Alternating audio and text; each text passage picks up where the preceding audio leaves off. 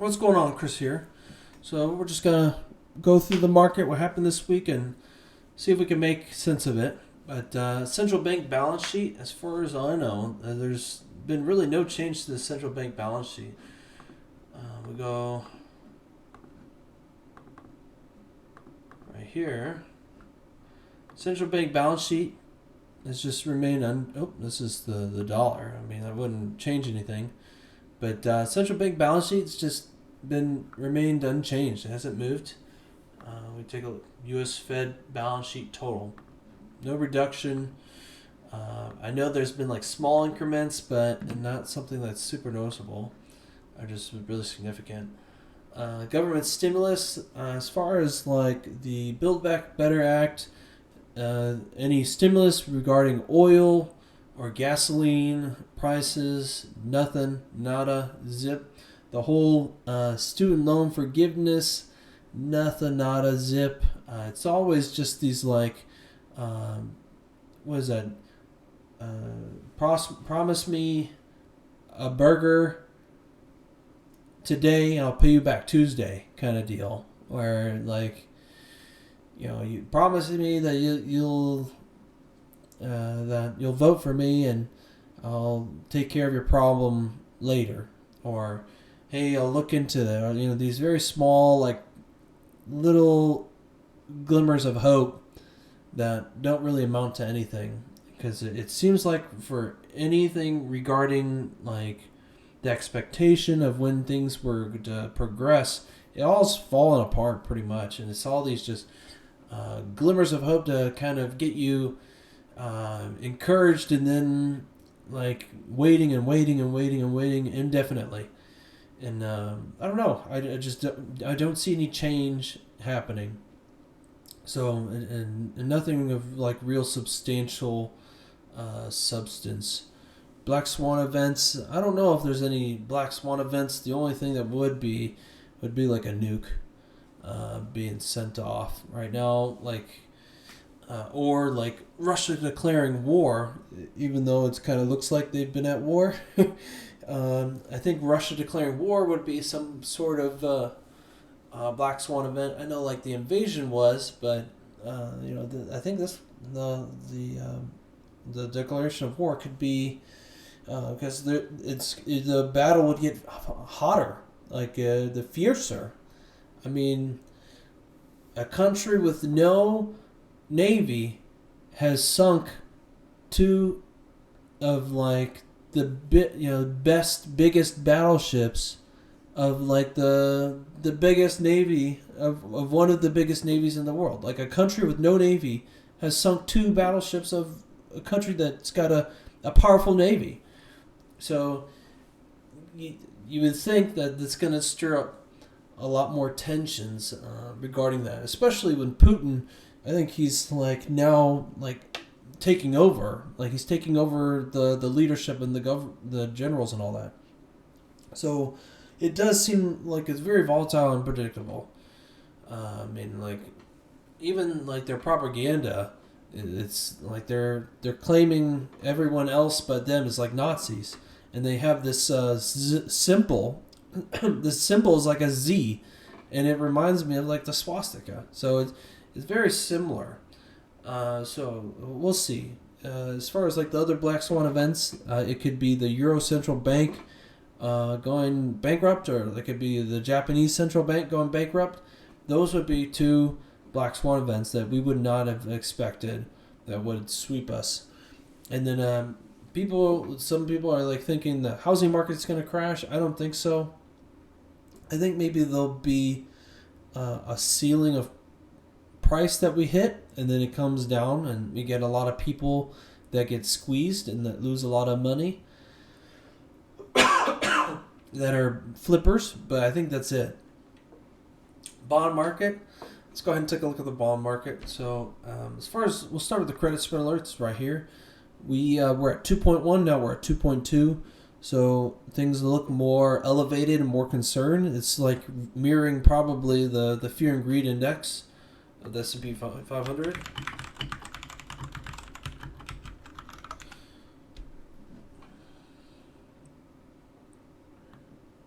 Oh, this is developed by CNN. So yeah, like it's a lot of fear. We're almost to extreme fear. It says 25 is extreme fear. Oh, that was the previous close. 1 week ago we were at 26. So we've gotten a little better. So we'll see. But yeah, it's kind of, I guess it's it's a little bit ahead of that, maybe that fear and greed index. Who knows?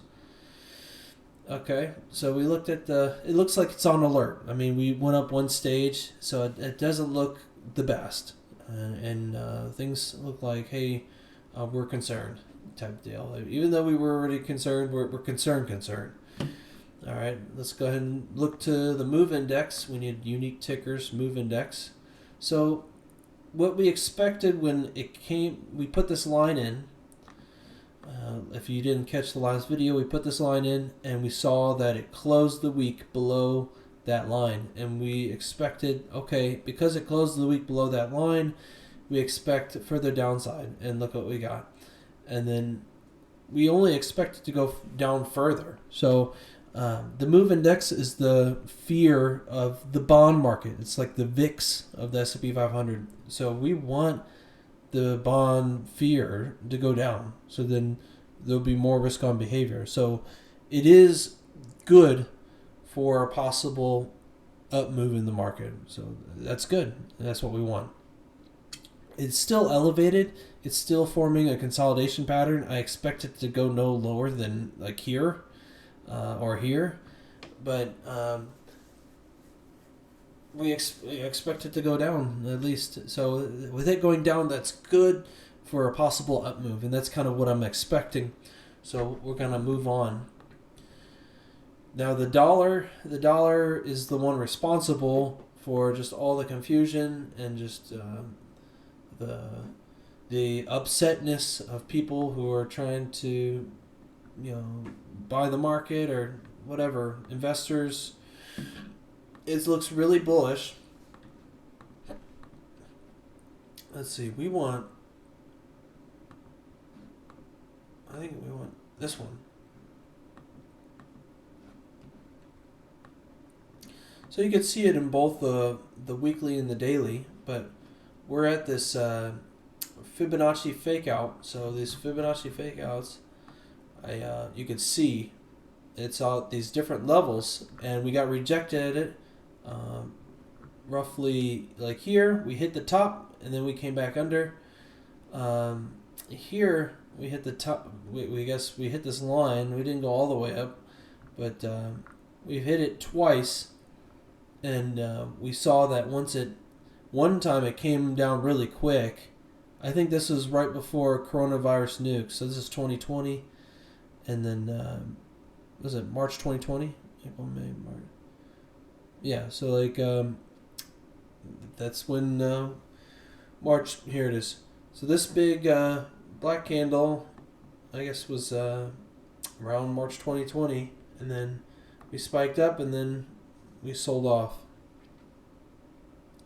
And I'm not sure if that's what's going to happen this time, but I do think we're going to consolidate. We could have like some kind of violent bar down on the dollar, all the way to here.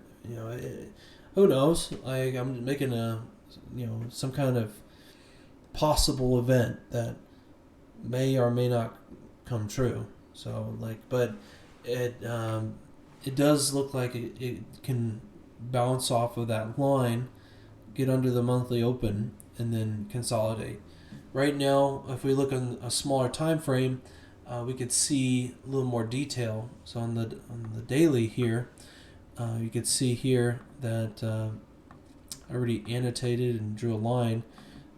This swing high, it got sold off. So it wasn't a strong close, but it did get a bounce here. We kind of want to see a bounce all the way down here. If we can get something that's got like a range, maybe like this thing called range. And we could see here on the H4, it's that same Fibonacci fake outline. I think this one's a little different. This one was casted from all the way down here to like here. So this is kind of, if we get rejected here and we get below this line, it would be bad news. But we do want to see a retest of here. So it's not really 100% finished. And whatever it's trying to do, it's trying to put in a pattern. The buyers and sellers are trying to see and decide, okay, is it cheap enough for me to buy? If it's yes, it will go higher. If it's no, it will not. And right now we're just kind of in this no man's land with the dollar. It's consolidating, but it's consolidating in such a way that it's too tight to tell which way it's going to go. And we do need to see a retest of these lows here to complete the swing failure pattern to trap the short sellers and then give us enough force to go higher. Right now, it doesn't look like we have that force. If anything, it looks like we have some kind of doji or like indecision where we had some short sellers got trapped. Now we got some bulls or people who believe in the dollar that got trapped. Now we kind of have to wait to see who's the winner. So that's kind of like the dollar. And that's kind of why there's so much confusion in the market, S&P 500, because of the dollar. If there's dollar strength, the market will go lower. If there's dollar weakness, the market will go higher on the S&P 500. And right now it looks like we're too early for a recession. Like the 6 to 24 months, we're supposed to see something because the 2 and 10 year inverted. Right now we're only 2 months out, so it doesn't make sense to me that the dollar will keep going up right now when we're consolidating and possibly forming a bull flag. So and it hasn't formed it yet. It looks like it wants to. And as far as like the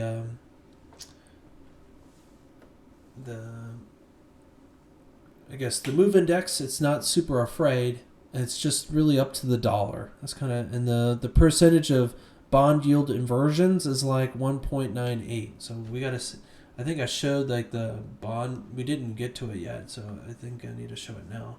We need to go to range, go to the weekly. So like we look here, we go to the SP 500, and then the bond inversions will pop up. So the yield curve bond percent inversions is we go at 1.82. We can see that number right here, 1.82 out of 60%. So it's so low that it doesn't look like we're going to be in a recessionary kind of environment just yet. I know I hear a lot of like macro talk heads like talking about recession. Like it doesn't look like we're anywhere close. We only got 2 inverted, and the shorter bonds aren't like super concerned. So when we would see the concern, just like the coronavirus nuke, with it shooting up to like 60%. Right now we're not there yet. So I don't have any short-term expectations of like dropping really quick. But we could see an extension to the downside. I think I drew in this range. We could see like an extension down here into the fake out zone and then come back up. But right now it did a stop hunt, so it like got all the short sellers that were, or no, longs, like bulls, like right here. It like stopped them out, and then it closed above here, and that's good because if it was a close below, I think that would be a market structure break. But because it didn't close below, there is hope that we could just tuck tail and reverse from here and back into this consolidation, and then possibly break through the other side. I'm targeting up here, but that's my first target. There is another target which is like here in this yearly open, which is totally possible. I just don't know if that will play out. Like I first got to get to this target to see what actually happens. If it turns around, then I'll be like, yeah, we need to like put on some shorts. But if it has a really strong close and we close above here, that's really good. Even if we close above here, we come back, retest, and then resume off, that would be good. But I need to see a strong close above these certain levels for me to really get excited. because there's just this downward momentum of all these moving averages, and there's a lot of resistance. Like a lot of bears are in here that have pushed it down to where it's at. So we talked about the bond yield inversion. So just to sum it up, bond market, the yield inversion percentage is 1.8 out of 60% inverted, so it's low. The 10 and 2 year did invert. It's been 2 months, and a recession average hit is from 6 to 24 months, so we're too early for that. So it does make sense with the yield curve inversion percentage. The credit spreads did show a divergence. It upticked. So maybe it's just some short-term concern and some time for the market to consolidate. That's totally possible. And then the MOVE index did come back down. It's still elevated, but it came back down. So that's kind of what's important, just because any kind of fear in the bonds just makes it so that no one wants to have fun in the markets. But with it going down, it looks like some people want to have fun. They're kind of looking for the right moment. That's what it's saying to me. As far as the dollar is just basically another form of a bond, and the dollar looks like it wants to.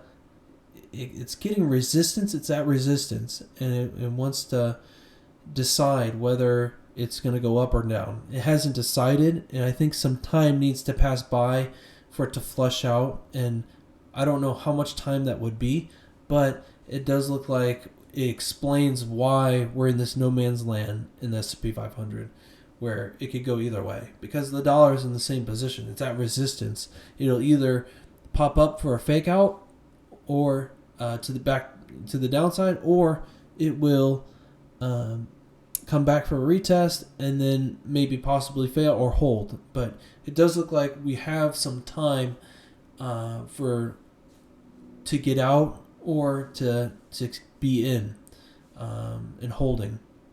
It could be holding under your trade underwater, your position underwater, or it could be holding to get in a position. So it looks like we're just not ready yet. Now for the cycles, so I did have this up. This is the second time recording, but there was something interesting. So just as disclaimer, this is kind of reading the tea leaves a little bit in these curves, and it's not an exact science. So that's something you have to like sit with me or hear me out on this. But I'm kind of seeing something that might be something, and it's more to fit the confluence that I see than disconfirming. But if we wanted to be more hawkish, we could say that there's a divergence happening between the money flow index and the math cycles, and that's not good, because that means one of them is right, but they can't both be right. And the math cycles are pointing down, but the money flow index, the institutional money, is long. They're pointing up. So, and another one that's interesting is like there might be a second meaning to the math cycles, and let me just kind of go into that. So what do I mean by second meaning? So the first meaning is just when everything is like saying the same thing, like they're all saying down, like you expect it to say down. But something did happen. Oh no, I'm changing the same one. We want 4 of them. So the second meaning is that there's something that happens that shows like the dominant one, that could be the one to pay attention to. So I got 3 of these, and one of them could be dominant, where it listens, or it's like really following price, like big time. So I'm going to point to this event back here. Back here, I thought time to go short. It's curving to the downside, but look what happened. We had a squeeze to the upside. Now I'm proposing that we're going to have another squeeze because of if I were to just eliminate these other two, just kind of isolate your attention. So this had a rolling hill kind of pattern, and then we started going down by the second hump. I am proposing that this might be the same exact thing, and that we go down on this hump, but here we get a squeeze all the way till the 20th or 22nd. So we could be in some kind of bullish squeeze all the way to the 22nd or the 20th. That is my thesis with this math cycle. So originally, which was when you account for all three of them, it looks like, okay, it's looking like they all are facing, they're concave. And that to me means, okay, be prepared for a market structure break to the downside. But if I look at my charts with my market structure break software, the H4 has broken to the upside, and there is no bearish order block to break of the H4. So that's set, and also the RSI is exhausted for oversold. It wants to indicate that, hey, we're going to head higher, and we're at support. We did reclaim that swing low, so we're at support. So there is a case that kind of builds for this second hump to be a turn, and this one to be the start of a squeeze. So that's kind of just my thesis. It's more of just, hey, this math cycles thing, we got to put this as far as like a secondary thing to listen to, and may possibly see if we can have it confirm the primary. And the primary would be this money flow index. So if you look where my cursor is, this money flow index, it's looking bullish, it's looking long. And then we're also seeing some kind of crossover of this green line into higher. It's crossing the blue line, so it's good because it's a divergence. We got the trend going down, but then we got this green accumulation going up, and it's looking like it's a higher low, so that's really good. And it does look like we crossed down on the daily MACD, but we could cross back up again and just give us a whole bunch of power and juice. But this those two factors, like not only we're looking long or bullish on the institutional money with this money flow index, Williams money flow index, where it looks like we got a higher low, and we're almost crossing this channel, which is a bullish divergence of possible more upside. Like the accumulators have gotten their position in. And if we were to look at a smaller time frame, it doesn't look like it's reached the bearish side just yet. And it looks like it's reached the bullish side. And I think it's still bullish. I don't know from the point it hits it to like it actually being put in, but here it looks like we look at the money flow index. I'm trying to get it like easier to see. It looks like some kind of higher low, and it's some kind of symmetrical triangle. But if this usually means it could go higher, like it's a higher low, and it's making higher lows in the smaller pattern. And I don't know, it's kind of what it's saying to me. And we're bullish on this monthly as far as the institutional money. So that's kind of just my best guess, and we're back in support of this H4 channel. So that's good, because then the more we get scooped up by this support on the H4 channel, the better, because then we're more likely to break out to the upside, or at least come on the other side of this orange line of the trend on a faster time frame, and eventually break out past these daily highs that it got rejected from, which I participated in the long and the short of that. So that was cool. And then we look at the moving average channels. The trend is pretty much dead. It is facing down like the long-term averages have crossed down, but with the RSI, it does look like it's going to go against the trend.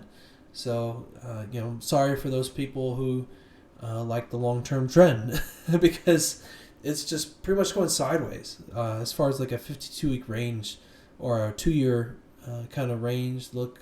It doesn't look like it's really trending a whole lot. It just looks like it's going sideways. Average daily range, we did get extended on Friday to the downside, and that's when I took my long to the upside, scalping along the way. And then the macro range, we can take a look at the macro range and see what it says. We want noise 1 because that's the 52-week range, and then the 2-year range. The 2-year range, it's on the monthly. We haven't really closed. We did close that monthly candle here, and it was a market structure break, but we could retest higher into this price right here, and we could see a rejection around the 0.13, but we need some time to go by before we could like really count that as like the play. But here on the 52-week range, we dipped in this 0.764 Fibonacci line, and we came back up. So that's good. We didn't close the week below the 0.764. If we did, that would be bad.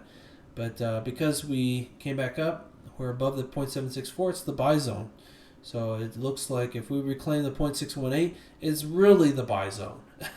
And then we come up, close above, and then come back to retest it, and then it holds, and then go back up. That's when it's reclaimed.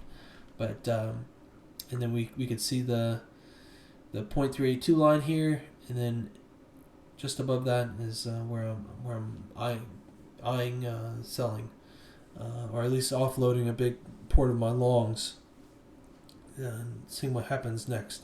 But we could see a run to 38.80 going into 520. So we'll see. That would be really interesting because once we get into 38.80, will we continue all the way down to 3,400? That's kind of my question. I have no idea. But at what point would you classify something a recession? Like, is it more of the fundamental thing where it's like, I guess it's like it says the market going down for so many months in a row. I don't know, but I'm watching oil closely because that would also, if we saw a quick sell off on oil, I don't know. It's a little hard to define. Like it almost seems like you have to have a position for both sides ready. At the ready, and then one of them will be a winner. That's what it sounds like. I have no idea. So that's the range. We're at support. That's the summation of this bottom block is that we're at support. The trend is dead as far as the long term. Short term, it might pick up. Right now, there's no short term trend. And if people want to point to a long-term trend, I mean, we're below all the moving averages. So you could count that as the trend. I don't know. Let me see, double check, see if that was right. Yeah, we're below all the 24, 72, and 200. We're below it all. Now, go here. The RSI, we're all at oversold. So it's highly likely we could see reversal in that. In fact, that's kind of what I'm looking for. I'm position for a long to the upside because the institutional money's there. We had an H4 market structure break. The RSI, they're all saying like, hey, it's time for a reversal. And not to say that that's what's going to happen. The thesis is that with all these indicators that it's highly probable that that's going to happen. It's not guaranteed, but hey, there's a high chance that could happen. The momentum all looks like it's to the downside. With given enough time, could switch it back to the upside. So momentum is against the long trade right now. Once we see like the H4 and the daily cross back up to the upside, it's back on. And as far as market structure break, we already had an H4 market structure break. We just had a second retest. But the lows holding is a good sign that we could see further continuations to the upside. So that's kind of just my analysis. As far as like just something on top of that, yeah, like I think so. This is like this big range that we're pointing to, and that it could go either way. It could go all the way down here in this fake out. On the H4, it gets even more interesting because here we're in this like no man's land. So we close below these bars in H4, we're going lower. If we close an H4 bar above these highs, we would have reclaimed. We get above the monthly and weekly open. We would have reclaimed the bullish trend, or being back in the range. So technically, this one level and the 1.13 are the bounds for the no man's land. And if we close anything above on the H4, this is specifically 4130 on the upside, bullish. If we close any bars below, we could just pick this body low. Anything below 4061, I would say bearish. Even just 4082, bearish. So that's kind of just my bounds I would put in, but I've kind of built my case on how I'm already leaning bullish from multiple indicators, whether it be the money flow index, whether it be the RSI, or the stop hunt, that there was no strong close to the downside, that we're at support on this range, and we're at support on the 52-week range. So those are all different points that could increase the probability that we'll see further upside or reversal from here. And that's kind of just my best bet. That's my edge giving it. And as far as like a case for a possible squeeze to the upside as well with the math cycles. Of course, it's hard to make any forecast or future prediction, but we can only give our best guess, and that's my best guess. We have to actually see things happen in real time, opens and closes, and see where they land before we can actually get like 100% certainty. But right now, I would say like I'm at like 75% certainty that we could see more bullish upside and not enter this fake out zone. But there is that chance that we could enter this fake out zone and have some pain for those who are leveraged, have leveraged positions. So that's pretty much my take on it. Thanks for watching. Talk soon.